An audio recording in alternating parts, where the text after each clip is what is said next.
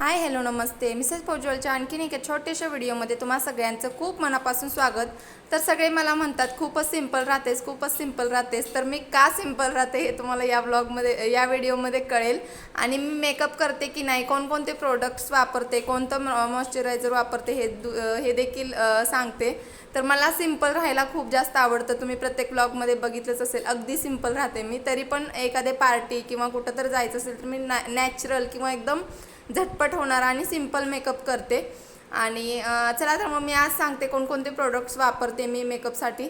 तर सगळ्यात आधी तर मॉइश्चरायझर, माझी खूप जास्त सेन्सिटिव्ह आणि त्यात ड्राय स्किन आहे, त्यामुळे मी बायोटेकची बायो कोकोनट हे क्रीम आहे ती जे मॉइश्चरायझर मी वापरते। त्यानंतर लिप बामसाठी मी कोणताही लिप बाम वापरत नाही, मी बोरोलिन वापरते, कारण ड्राय लिप्स आहेत आणि ड्राय स्किनसाठी बोरोलिन बेस्ट आहे। त्याच्यानंतर मी प्रायमर किंवा कोणताही टोनर वगैरे वापरत नाही, मी इथे गुलाबजल वापरते। गुलाबजल अगदी 10 रुपयाला तुम्हाला कुठेही मिळेल सहज।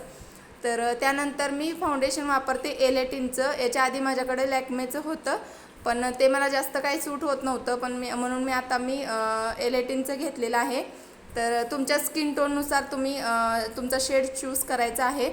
आणि त्याच्यानंतर मग हे ब्युटी ब्लेंडर ओला करून मी छान हे ब्लेंड करून घेते स्किनवर।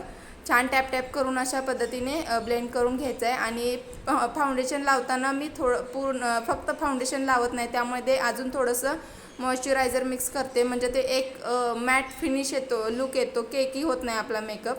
त्यामुळे मग छान मिक्स करून लावल्यानंतर ब्युटी ब्लेंडरनी टॅप टॅप करून थोडंसं हे करून घ्यायचं व्यवस्थित। आणि कोणताही मेकअप किंवा कोणताही प्रोडक्ट आपण स्किनला लावतो, चेहऱ्याला लावतो, तेव्हा मानेला आणि गळ्याला वगैरे पण लावून घ्यायचं, कानाला पण। त्याच्यानंतर मी कॉम्पॅक्ट लावला ब्रशनी, तुम्ही त्यामध्ये जो स्पंज येतो त्यांनी पण लावू शकता। तर कॉम्पॅक्ट म्हणून मी अगदी थोडासा लावलेला आहे, कारण मला जास्त मेकअप सूट नाही करत माझ्या स्किनला, खूप सेन्सिटिव्ह स्किन आहे। त्याच्यानंतर इथे मी ब्ल्यू हेवनचा कॉम्पॅक्ट वापरलेला आहे आणि लिपस्टिक पण ब्ल्यू हेवनची आहे। तर शेड तुम्हाला मी मिनी व्लॉग बनवला होता, संडे स्पेशल व्लॉग, त्यामध्ये मी कोणकोणते शेड काय काय घेतलं होतं ते सगळं तुम्हाला त्यामध्ये डिटेलमध्ये समजेल। त्यानंतर लावलं मी काजळ, थोडंसं बर्ड्सवर घेतलं आणि आयब्रो सेट केल्या, कारण माझ्याकडे काजळ पेन्सिल नव्हती। तर असं तुम्ही ट्रिक किंवा हॅक ट्राय करू शकता। त्यानंतर मी ड्रेस घालणार आहे, तर त्यामुळे स्क्वेअरवाली टिकली लावते, डायमंड शेपवाली। आणि जर साडी घालणार असेल तर जी आपली चंद्रकोर असते ती लावते। शक्यतो करून मला या 2 टिकल्या जास्त आवडतात, आणि डेली वेअरसाठी गोल डबीतली टिकली मी यूज करते, तुम्हाला माहितीच असेल। त्यानंतर टिकली लावल्यानंतर आपला एकदम सिंपल असा मेकअप तयार झालेला आहे, मेकअप करून झालेला आहे सॉरी। तर त्याच्यानंतर मी मंगळसूत्र पण चेंज केलं, सारखं तेच घालते, आणि लग्नापासून माझं तेच मंगळसूत्र होतं, आणि शक्यतो मी ते चेंज करत नाही। जरी मोठं दुसरं जर घातलं तरी ते छोटं तेच असतं, की आज म्हटलं की आज व्हिडिओ करतोय, थोडंसं वेगळं काहीतरी करूया, म्हणून मग माझ्याकडे एक आर्टिफिशियल मंगळसूत्र होतं ते घालते। आणि अगदी हे लोकल मार्केटमधून घेतलेलं, खूप छान आहे, खूप एलिगंट लुक येतो।